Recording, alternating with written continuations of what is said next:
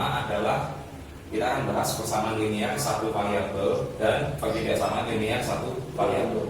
Sebenarnya kata-kata linear di sini, linear dan satu ini kita nggak usah bingung ya. Artinya linear itu adalah membentuk garis lurus. Nah, membentuk garis lurus itu artinya ya pangkatnya satu. Jadi si punyanya X ini pangkatnya satu. Jadi tidak ada X pangkat 2 ini nggak ada. Ya. Itu tidak ada. Jadi linear itu bukan pangkat 2 dan seterusnya, pangkatnya satu. Ya. Contohnya ini. Sebenarnya tujuan kita apa sih untuk belajar persamaan linear atau persamaan satu variabel? Ini adalah dasar. Jadi setelah aljabar ya, dikembangkan lagi jadi persamaan linear. Jadi tujuan kita adalah sebenarnya membuat atau menggambar supaya bisa membaca, setelah membaca garis lurus. Yang namanya garis lurus ada yang horizontal atau apa? Tidur ya. Tidur, dan ada yang vertikal atau berdiri. Yang namanya horizontal itu selalu X, yang vertikal selalu Y. Nah, kecuali 3 dimensi ya, 3 dimensi bisa berpindah-pindah X, Y, dan Z. Setelah 3 dimensi siapa? Tidak ada, maksimal 3 dimensi. 1 dimensi atau garis bilangan doang ya, itu ada. Lalu 2 dimensi X dan Y ada ya. Lalu 3 dimensi X, Y, Z ada. Jadi setelah 3 dimensi itu dimensi lain ya. Jadi ini adalah untuk kata-katanya ya, kata-katanya adalah konsep hitungan matematika itu apa aja?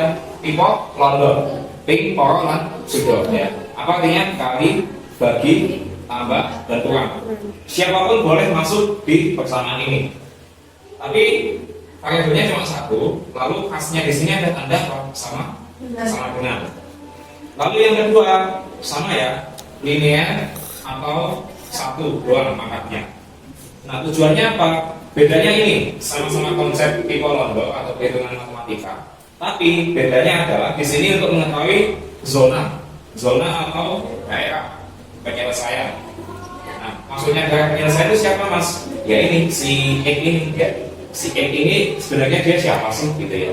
Jadi kita sebenarnya tuh yang namanya persamaan dan perbedaan satu variabel itu tujuannya mencari nilai X ini. X ini siapa sih? Coba kita contoh yang ini ya. Di sini kan persamaannya adalah Y sama dengan X. Nah, coba kita masukkan Y-nya 1. Y-nya sama dengan 1 berarti X-nya adalah 1. Lalu Y-nya 6 misalnya. Kita masukkan 6 berarti X-nya adalah siapapun kemanapun Y pergi, X akan ikut. Kalau bentuknya seperti ini, ya. Ada yang ditanyakan? Oke, belum ya. Nah, lalu kita ke sini ke perbedaan. Sebenarnya tujuannya sama-sama membuat garis lurus ya. Cuma di sini nanti ada yang namanya zona. Pernah dengar kata istilah zonasi? Di kamu bagaimana? Zonasi ya. Di SMP di 1 koma itu zonasi. Jadi artinya jarak dari rumah ke sekolah. Nah yang mana misalnya ya ini sekolah tanpa atas ya bangunannya ya, bangunan tanpa atas. Nah yang maksudnya zonasi di sini kata Menteri Pendidikan ya itu ibaratnya ini. Jadi misalnya jarak rumahnya Kandi ke sekolah berapa? 2 kilo misalnya ya. Nah 2 kilo itu dari sini ke sini. Misalnya Elisa dari rumah ke sekolah 3 kilo. Nah biasanya yang namanya peraturan kementerian atau peraturan kabupaten, misalnya Nova berapa jarak rumah ke sekolah? 2 kilo misalnya. 2 kilo dan 3 kilo. Nah maksudnya adalah misalnya Mas Menteri memberi aturan zonasi maksimal untuk sekolah negeri adalah 5 kilo misalnya ya. Kan di sini 5 kilo. Nah, artinya apa? Ya radius, dibuat radius ya, atau kalau lingkaran namanya jari. Nah, ibaratnya sekolah kalian ini adalah pusatnya, uang pusat gitu ya.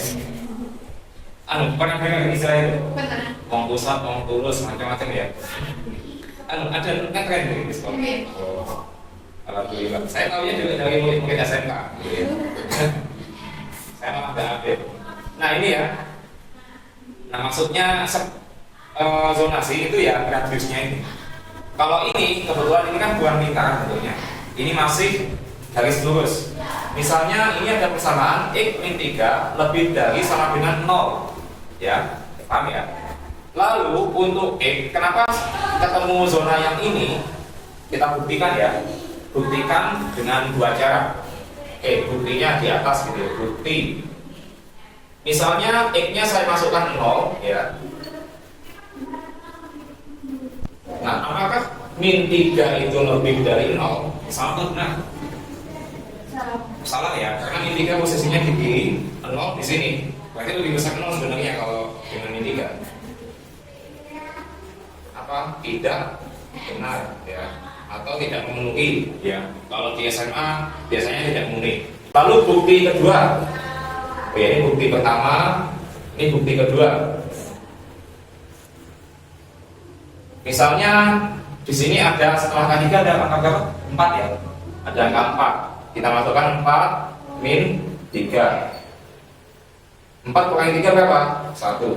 Apakah 1 lebih besar dari 0? Iya. Oke, berarti benar. Nah, sehingga di kanannya 3 dan seterusnya ya, maksud saya ya, dan seterusnya itu adalah zona yang memenuhi nilai E. Jadi nilai E ini ibaratnya kalau di pertidaksamaan ya, itu adalah boyband atau girlband gitu ya. Jadi siapapun bisa mengisi dengan kriteria tertentu. Atau misalnya kita mau masuk TNI ya, mau masuk polisi, tinggi minimal 170 cm ya. Di bawah lebih pendek dari 170 cm, boleh apa enggak? Nah, tidak boleh. Itu ya maksudnya ya. Di sini ada yang ditanyakan? Belum ya. Habis ini kita akan langsung pembahasan soal dan nanti saya jelaskan juga.